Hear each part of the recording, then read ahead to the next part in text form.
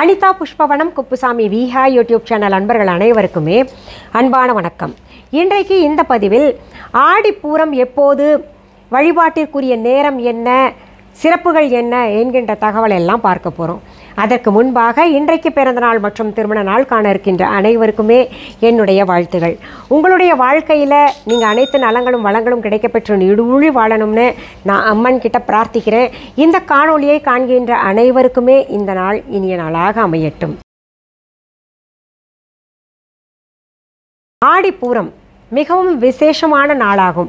அதில் பல சிறப்பம்சங்கள் இருக்குது. அதை பற்றி நம்ம கடந்த சில ஆண்டுகளாக நம்முடைய யூடியூப் சேனலில் நிறைய தகவல்கள் பார்த்துக்கிட்டு வந்திருக்கோம். அதெல்லாம் தெரிஞ்சுக்கணும் அப்படின்னு விரும்புனீங்கன்னா இந்த டிஸ்கிரிப்ஷன் பாக்ஸில் லிங்காக கொடுத்துருப்பேன், அதை பார்த்து தெரிஞ்சுக்கோங்க. இப்போது இந்த வருடம், அதாவது 2024ஆம் ஆண்டுக்கான ஆடிப்பூரம் வழிபாடு எப்படி மேற்கொள்ள வேண்டும் என்பதை பற்றி பார்க்க போகிறோம். அதாவது சொல்லாத சில தகவல்களும் நம்ம பார்க்கலாம். இந்த ஆடிப்பூரம் தமிழ் மாதங்களில் 4வது மாதமான இந்த ஆடி மாதமும் பூர நட்சத்திரமும் இணைகின்ற நாளில் தான் கொண்டாடுவாங்க. இந்த நாளில் தான் அன்னை ஆண்டாள் அவதரித்தார். ஆண்டாள் ஜெயந்தியாக கூட இந்த நாளில் வழிபடுவாங்க. எல்லாத்தையும் 2-3 விஷயங்கள் இருக்குது. அது எல்லாத்தையும் ஒட்டுமொத்தமாக சேர்த்து இந்த ஆடிப்பூர நாளன்னைக்கு கொண்டாடுவாங்க, விரத வழிபாடு மேற்கொள்வாங்க. இந்த நாளில் தான் அன்னை உமாதேவியே அவதரித்தார். அவர் அவதாரம் இந்த நாளில் எடுத்ததற்கான காரணம் என்ன அப்படின்னு பார்த்தீங்கன்னா, மக்களை துன்பத்திலிருந்து விடுவிக்க செய்து தர்மம் மேற்கொள்ள வேண்டும், உலகம் நல்லபடியாக உய்விக்க வேண்டும் என்பதற்காக இந்த ஆடிப்பூர தினத்தன்று தான் அன்னை உமாதேவி அவதரித்தார். அதனால் இந்த ஆடிப்பூர அன்னைக்கு சைவர்கள் சைவ கோயில்களிலேயும் வைணவர்கள் வைணவ கோயிலேயும் மிகச் சிறப்பான பூஜைகள் செய்து அன்னைக்கு அலங்காரம் எல்லாம் அழகாக செய்வாங்க. ஆண்டாள் அவதரித்த காரணத்தினால வைணவர்கள் எல்லாருமே அவர்களுடைய கோயிலில் மகாவிஷ்ணு பெருமாள் லக்ஷ்மி தாயார் எழுந்தருளியிருக்கின்ற கோயில்கள் எல்லாம், ஏன்னா லக்ஷ்மி தானே ஆண்டாள் நாச்சியாராக அவதாரம் புரிந்திருக்கின்றார்.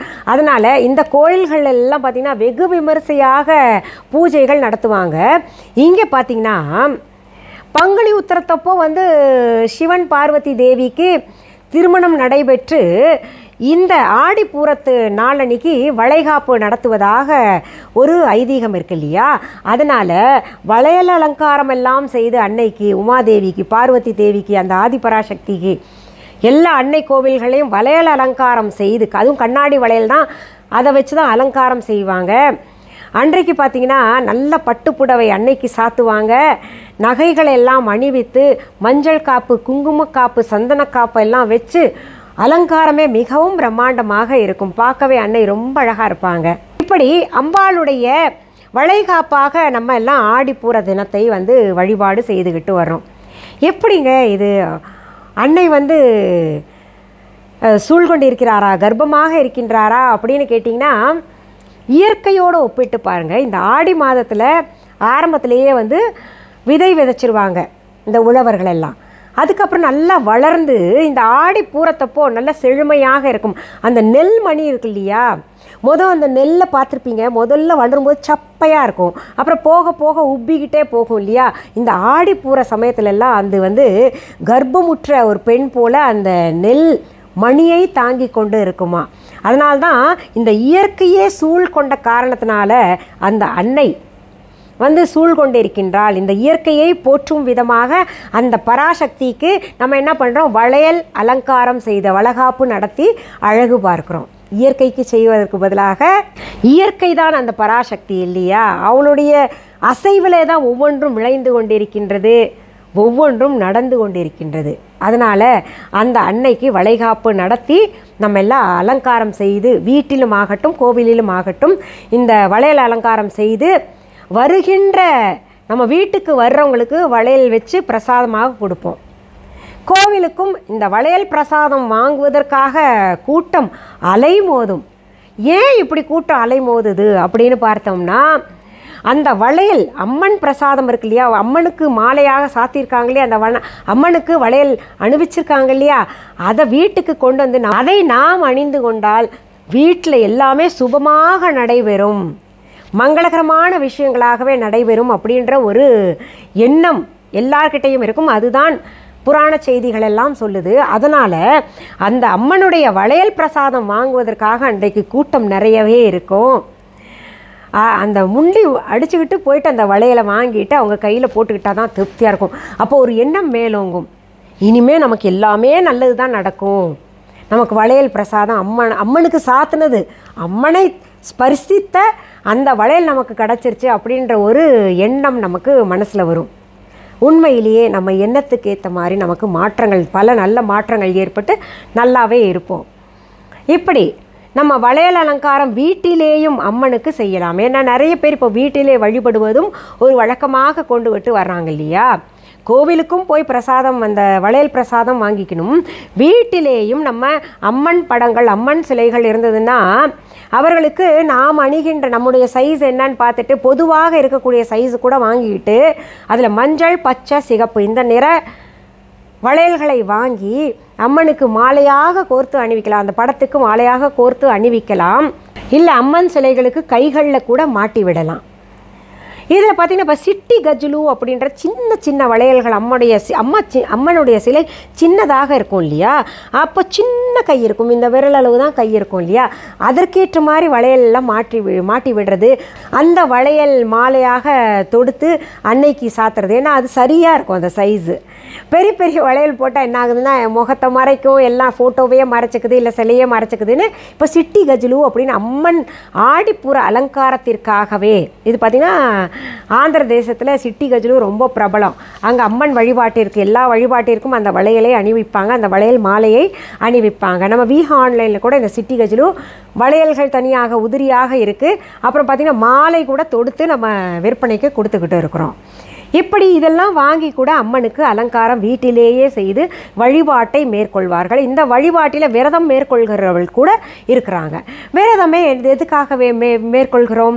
நம்ம உடலுக்கும் நல்லது, மனதிற்கும் நல்லது. இன்னொன்று பார்த்திங்கன்னா அம்மனுக்காக நம்ம 2 பொழுது சாப்பிடாமல் இருப்பது வேண்டுகோள் வைத்து செய்யும்போது அது பார்த்திங்கன்னா அது அம்மன் வந்து மனமிறங்கி அந்த தாய் வந்து நமக்கு கண் திறந்து நம்முடைய பிரச்சனைகளை தீர்த்து வைப்பாள் என்கின்ற எண்ணம் மேலோங்க விரதத்தை மேற்கொள்கிறவர்கள் உண்டு.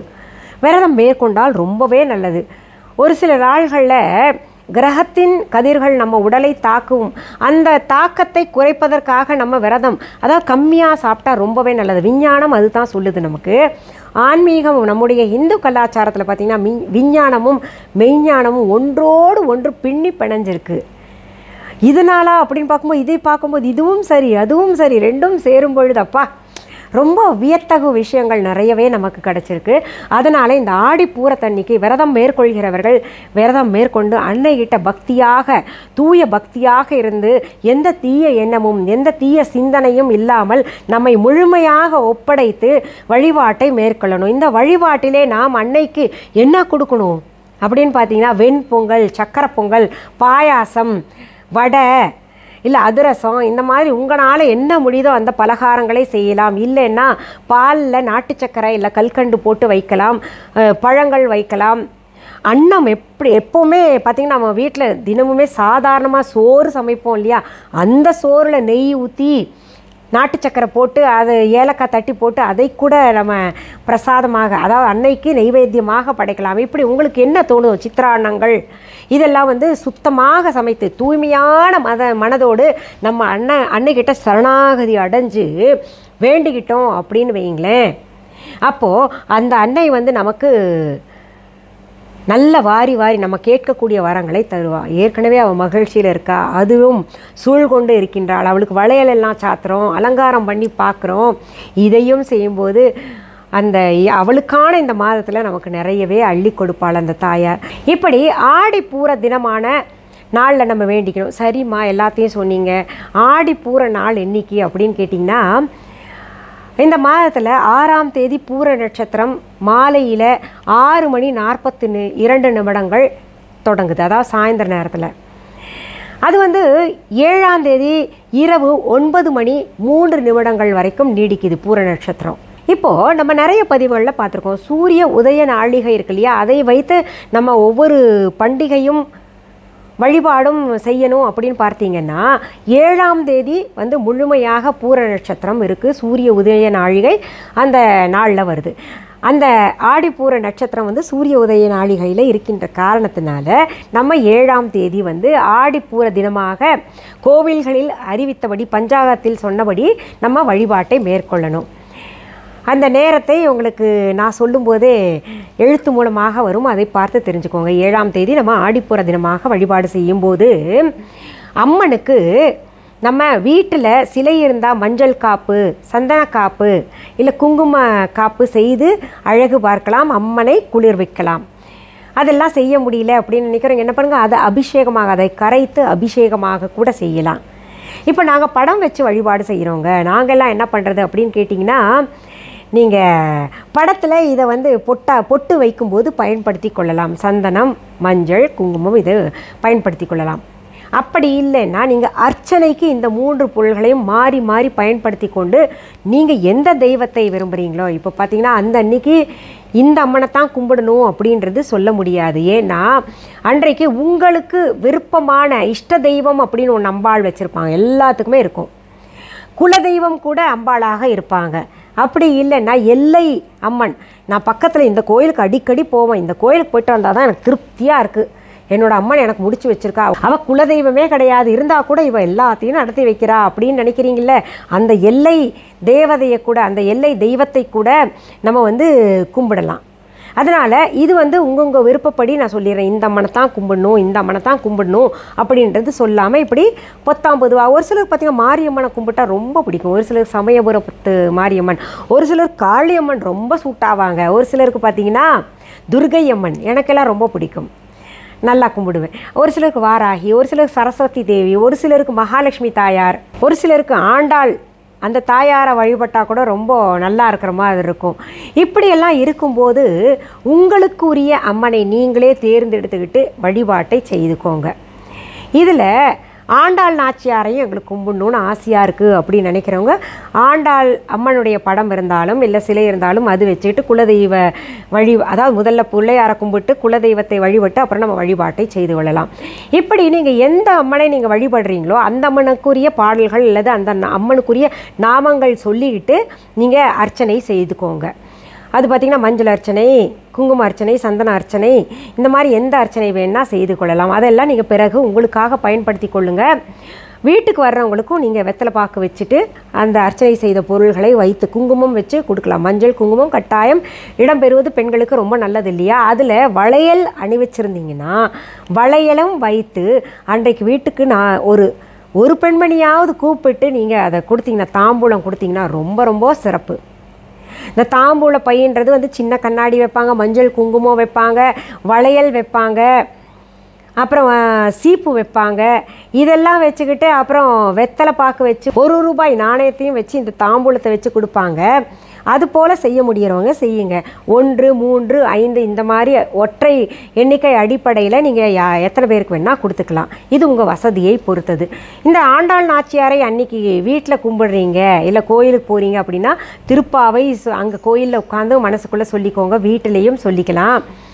ஆண்டாளுக்குரிய பாடல்கள் நிறையவே இருக்குது, அதெல்லாம் சொல்லிக்கோங்க. இதில் அம்மன் கோயிலுக்கு அன்றைக்கி கட்டாயம் போயிட்டு வாங்க. அதில் நம்ம வெறுங்கையோடு போகக்கூடாது. அம்மனுக்கு வளையல் கொண்டு போய் சாத்தணும். அதனால் வளையல் கொண்டு போய் நீங்கள் உங்களால் முடிஞ்ச அளவுக்கு கொண்டு போய் கொடுங்க. இல்லை வளையல் மாலையாக சாட்டுவதற்கு கொண்டு போய் கொடுக்கலாம். அப்புறம் பூ, நல்ல மணமான பூ கொண்டு போகலாம். அம்மனுக்கு வேண்டுதல் வைத்து புடவை சாற்றலாம். இந்த மாதிரி எது செஞ்சாலும் ரொம்ப விசேஷம். அந்த குருக்கள் அந்த வளையல் மாலையை வாங்கிக்கிட்டு திரும்ப நமக்கு ஒன்று கொடுப்பார் பாருங்கள், அது வாங்கி அணிவித்து கொள்ளலாம். நம்ம வீட்டில் பொம்பளை பிள்ளைங்க இருந்தாங்கன்னா அவங்களும் போட்டுக்கோ அப்படின்னு சொல்லணும். சரி, இந்த ஆடிப்பூர தினத்தன்னைக்கு நம்ம வீட்டில் வழிபாடு செஞ்சு கோயிலுக்கும் போனால் நமக்கு என்னென்ன பலன்கள் கிடைக்கும் அப்படின்ற மாதிரி நிறைய பேர் நினைப்பீங்க. உங்களுக்கு என்ன தேவையோ, குறிப்பாக குழந்தை பேரு கிடைக்கும், திருமணம் தள்ளிக்கொண்டே போகுது, திருமணம் ஆகாதவர்களுக்கு நல்ல வரன் கிடைப்பாங்க. அதனால தான் கன்னி பெண்கள் இந்த ஆடிப்பூர தினத்தன்னைக்கு வழிபாட்டிலே கலந்து கொண்டு அவர்கள் வந்து அம்மன் பிரசாதமாக வளையலை பெற்றுக்கொண்டு அணிந்து கொண்டார்களே ஆனால் சீக்கிரத்தில் நல்ல வரன் கிடச்சி அவங்களுக்கு கல்யாணம் நடக்கும். அதுக்கப்புறம் பார்த்திங்கன்னா நல்ல வேலை வாய்ப்பு கிடைக்கும். நமக்கு தான் ஏராளமான வேண்டுதல்கள் இருக்குது, அதையெல்லாம் வேண்டிக்கிட்டு நம்ம அம்மனுக்கு வளையல் சாத்தலாம். சரி, இந்த பதிவு கட்டாயம் உங்களுக்கு பயனுள்ள பதிவாக இருக்கும். இதை உங்களுடைய உற்றார் உறவினர்கள் நண்பர்கள் எல்லாருக்குமே பகிரணும் அப்படின்றது என்னுடைய தாழ்மையான வேண்டுகோள். இப்போது இதில் நிறைய பொருள்கள் சொல்லியிருக்கேன். அதாவது பொருள் மெட்டீரியலிஸ்டிக்காக போயிருச்சா வழிபாடு கூட அப்படின்ற நினப்பு ஒரு சிலருக்கு இருக்கும்.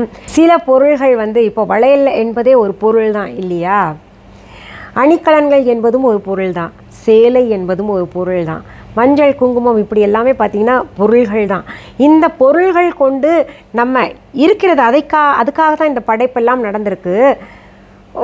இந்த உலகத்தில் பார்த்திங்கன்னா ஒவ்வொரு பொருளும் ஒவ்வொரு காரணத்தோடு தான் எல்லாமே படைக்கப்பட்டிருக்குன்னா உருவாக்கப்பட்டிருக்கு. படைக்கப்பட்டது வந்து அம்பாள் தான், உயிரினங்களை எல்லாம் படைப்பது. இந்த பொருள்கள் எல்லாம் உருவாக்கப்பட்டிருக்கு. இந்த பொருள்கள் கொண்டு நம்ம அர்ச்சனை செய்கிறது இல்லை இந்த வளையல் அணிவிக்கிறதுனால ஒரு நன்மை நடக்குதுன்றது வந்து காலங்காலமாக நம்ம பெரியவங்க சொல்லிக்கிட்டு வந்திருக்காங்க இல்லையா. அதனால் இந்த மாதிரி பொருள்கள் எல்லாம் உங்களுக்கு வேணும் அப்படின்னு நினச்சிங்கன்னா அனைத்து பொருள்களும் அனைத்து மனமான இந்த அரகஜா, ஜவ்வாது, புனுகு, சிட்டிகஜுலு வளையல்கள், அம்மன் சிலைகள், அம்மன் பாவாடைகள், அம்மனுக்கான அணிகலன்கள், கிரீடம், இதெல்லாமே பார்த்திங்கன்னா நம்ம வீஹா ஆன்லைனில் இப்போ நிறைய அப்லோடு செஞ்சுக்கிட்டே இருக்கேன். நம்ம வீஹா ஆன்லைனில் விற்பனைக்கு கொடுத்துக்கிட்டு தான் இருக்கிறோம். வீஹா ஆன்லைன் என்பது என்ன அப்படின்னு புதிதாக பார்க்குறவங்க அந்த கேள்வி உருவாகும் இல்லையா மனசில், அதுக்காக இப்போ சொல்கிறேன், கேட்டுக்கோங்க. வீஹா ஆன்லைன் என்பது எங்களுடைய ஆன்லைன் ஷாப். எங்கள் குடும்பத்தினராக தான் நான், என் கணவர், எங்கள் பிள்ளைகள்லாம் நடத்தி கொண்டு இருக்கின்றோம்.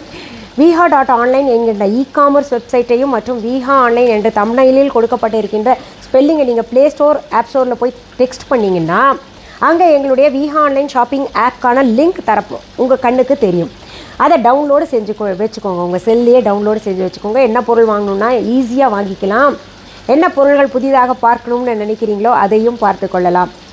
டவுன்லோட் செய்த பின்னாடி நீங்கள் பார்க்க வேண்டியது மிஸ்ஸஸ் அனிதா குப்புசாமிஸ் வீஹா ஆன்லைன் அப்படின்னு பச்சை எழுத்தில் இருக்கா அப்படின்னு வீஹா சிம்பிளோட பார்த்துக்கோங்க. இந்த இரண்டை தவிர எங்களுடைய பொருள்களை நேரில் பார்த்து வாங்கணும் அப்படின்னு நினைக்கிறவங்களுக்காக சென்னை ராஜா அண்ணாமலைபுரத்தில் எங்களுடைய வீஹா ஸ்டோர் நடத்திக்கிட்டு வரோம். அதற்கான ஃபோன் நம்பர், அட்ரஸ் மற்றும் கூகுள் ரூட் மேப் மற்றும் இந்த ப்ளே ஸ்டோர், ஆப் ஸ்டோருக்கான லிங்க்ஸ் மற்றும் எங்களுடைய வீஹா.ஆன்லைன் இ-காமர்ஸ் வெப்சைட், இந்த லிங்க்ஸ் எல்லாமே இந்த டிஸ்கிரிப்ஷன் பாக்ஸ் ஓப்பன் பண்ணிங்கன்னா அதில் கிடைக்கும். இன்னும் சில விஷயங்கள் நீங்கள் தெரிஞ்சுக்கோங்க. எங்களுடைய பொருள்கள் எங்களுடைய வீஹா.ஆன்லைன் இ-காமர்ஸ் வெப்சைட் தவிர, எங்களுடைய வீஹா ஆன்லைன் ஷாப்பிங் ஆப் தவிர, எங்களுடைய வீஹா ஸ்டோர் தவிர வேறு எந்த இ-காமர்ஸ் வெப்சைட்லையோ வேறு எந்த ஆன்லைன் ஷாப்பிங் ஆப்லையும் இல்லை வேறு எந்த கடைகள்லையும் கிடைக்காது. என்னுடைய பெயர், புகைப்படம், வீடியோ, ஆடியோவை பயன்படுத்தி அவங்க பொருள் தான் அப்படின்னு சொல்லி விற்பனைக்கு கொடுத்தாங்கன்னா அதற்கும் எனக்கும் தொடர்பு இல்லை. ஏன்னா எங்களுடைய பொருள்கள் 100% ஆர்கானிக், ஹெர்பல், நல்ல பலன்களை தரக்கூடியது. ஆன்மீக பொருள்களும் ஒரு கீரல் கூட விழாத பொருள்கள் எல்லாம் தான் நாங்கள் உங்களுக்கெல்லாம் கொடுத்துக்கிட்டு இருக்கோம். ஃபில்டர் பண்ணி யாருக்கு என்ன தேவையோ அதை சுத்தமாக கொடுத்துக்கிட்டு இருக்கோம். பயன்படுத்தி நல்லா இருக்குது அப்படின்னு சொல்கிறவங்க எல்லாருக்குமே என்னுடைய நன்றியினை தெரிவித்துக் கொள்கிறேன். இதை பயன்படுத்திக்கிட்டு நம்மளும் அப்படி விற்கலாம் அப்படின்ட்டு என்னோட பேரை யூஸ் பண்ணி இல்லை லேபிள் அந்த மாதிரி டூப்ளிகேட்டாக போட்டு விற்றாங்கன்னா அதற்கும் எனக்கும் தொடர்பு கிடையாது. அப்படி செய்ய மாட்டாங்க. செஞ்சாங்கன்னா நாங்கள் சட்டப்படி எதிர்கொள்வோன்றது தெரியும் எல்லாருக்குமே. அதனால் அப்படி நீங்கள் பணம் கொடுத்து ஏமாந்துடக்கூடாது அப்படின்றதுக்காக தான் திரும்ப ஒவ்வொரு பதிவுலேயும் நான் சொல்லிக்கிட்டு வரேன். நிறைய பேர் என்ன பண்ணுறீங்க, கமெண்ட்ஸில் இந்த பதிவு கொடுங்க, அப்படி அந்த பதிவு கொடுங்க, நீங்கள் தொடர்ந்து பதிவு கொடுக்கறது ரொம்ப மகிழ்ச்சியாக இருக்குது அப்படின்ற மாதிரிலாம் தெரிவிச்சுக்கிட்டு இருக்கீங்க. ரொம்ப நன்றி. அந்த பதிவுகள் எல்லாம் கட்டாயம் வரும். இப்போ ஆடி மாதம் என்கின்ற காரணத்தினால ஆடி தொடர்புடைய பதிவுகளாக கொடுத்துட்ருக்கேன். கட்டாயம் உங்களுக்கான பதிவுகள் சீக்கிரத்தில் நான் தருவேன். கொஞ்சம் பொறுமையாக இருங்க. நம்ம கேட்டது கொடுக்கலையே அப்படின்றது நீங்கள் வருத்தப்படக்கூடாது, சரிங்களா? சரி, மீண்டும் அடுத்த பதிவில் சந்திக்கும் வரை நன்றி கூறி விடைபெறுவது அனிதா குப்புசாமி. நன்றி, வணக்கம். அன்பான வாடிக்கையாளர்களே, உங்கள் வீஹா ஸ்டோரில் பூஜை பொருட்கள், சிலைகள், ராசிக்கற்கள், வாஸ்து பொருட்கள், விதைகள், பாரம்பரிய அரிசி வகைகள், சிறுதானியங்கள், ஆர்கானிக் பொருட்கள், மூலிகை எண்ணெய், மளிகை பொருட்கள், மரச்செக்கு எண்ணெய், மரப்பொருட்கள், வெள்ளி ஆபரணங்கள், கிஃப்ட் ஆர்டிகல்ஸ், காட்டன் மற்றும் பட்டு புடவைகள், காட்டன் சுடிதார்கள், பட்டு பாவாடை, குழந்தைகளுக்கான விளையாட்டு பொருட்கள், ஹை குவாலிட்டி இமிடேஷன் நகைகள், வீட்டு உபயோக பொருட்கள், ஜூட் பேக்ஸ், ஹேண்ட்மேட் சோப்ஸ், அழகு சாதன பொருட்கள், சிறுதானிய பிஸ்கெட்டுகள், ஹோம் அப்ளையன்சஸ், இன்னும் பற்பல பொருட்கள் விற்பனைக்குள்ளது. வீஹா ப்ராடக்ட்களை நீங்கள் வாங்க விரும்பினால் அது எங்களுடைய வீஹா.ஆன்லைன் வெப்சைட் மற்றும் சென்னை ராஜா அண்ணாமலைபுரத்தில் உள்ள எங்கள் விஹா ஸ்டோரில் மட்டுமே கிடைக்கும் என்பதை தெரிவித்துக் கொள்கிறோம். வேறு எந்த ஆன்லைன் வெப்சைட்களிலும் விஹா ப்ராடக்ட்கள் விற்பனைக்கு கிடையாது என்பதை நீங்கள் கவனத்தில் கொள்ள வேண்டும். எங்கள் விஹா ஸ்டோரின் விலாசத்தை கண்டறிய கூகுள் மேப்ஸில் விஹா ஸ்டோர் என்று டைப் செய்தால் வழியை கண்டறியலாம். www.viha.online வெப்சைட்டிலும் விஹா ஸ்டோரின் அட்ரஸ் உள்ளது.